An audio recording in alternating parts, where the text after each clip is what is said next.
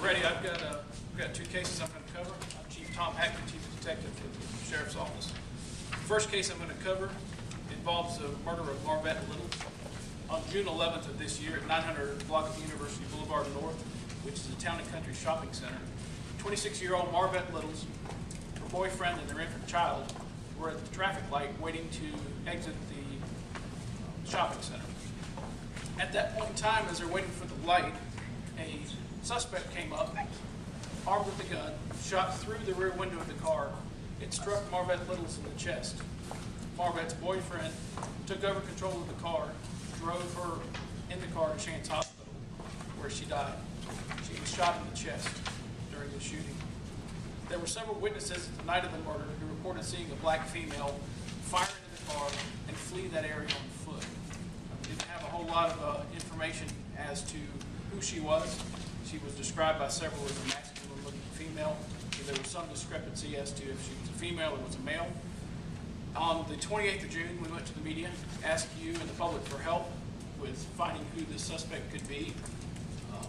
The photograph that you see here is just a still picture of what was offered to the media. It's a blurry image, but we came to the public for help.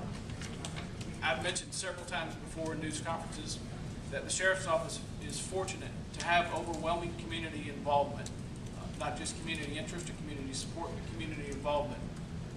Many of our murder cases, and this one is no exception, are solved by folks who come forward offering the information that they know. In this case, we received 3 separate anonymous Crime Stopper tips in this case. Those folks identified the suspect as Juanita Jordan, who's a 20-year-old black female. On July 12th of 2012, we found this subject and interviewed her. She first admitted being in the area. She then admitted to, or offered a defense that this was some kind of self-defense issue. We know from the surviving victim in this case that there was nothing involved with them other than being in the parking lot of the Town and Country Shopping Center. She offered that she thought that they were out to do something to her. They do not know Miss Jordan. Miss Jordan later ended up confessing to just committing the murder straight out. She was charged last night with murder. She has a criminal history of some grand theft, but other than that, as an adult, this is her first brush in law. I can answer a few questions on that particular case, Jim. One more time on the relationship between the shooter and the victim? There is none. They didn't know her at all.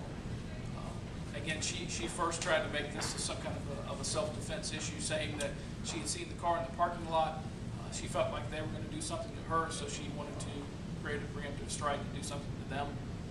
In talking to the boyfriend, they had pulled in the parking lot, turned around, decided to leave, and were waiting at the light, waiting for the light to change when the suspect came up, shot through the window.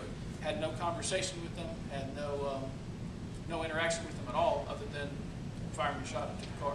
Could it have been mistaken identity, or is there any possible motive? That's what initially we thought there may have been Right. with this, but it doesn't appear to be so. At least not from either side that told us that. She didn't take anything. No, No robbery. This was not a robbery. This was actually there was no interaction between them at all, other than Jordan firing a shot into the car, killing the victim. And is she sticking to self-defense now, or is she giving any No, other she came off the self-defense. That was her first initial reaction. Later during the interview, she dropped that there was any kind of self-defense issue at all. Didn't offer a real clear motive why she did it, but did admit to committing a murder. Has she made her first appearance yet, or is that at 1 p.m.? That probably would be at 1 p.m. Any further questions? Okay.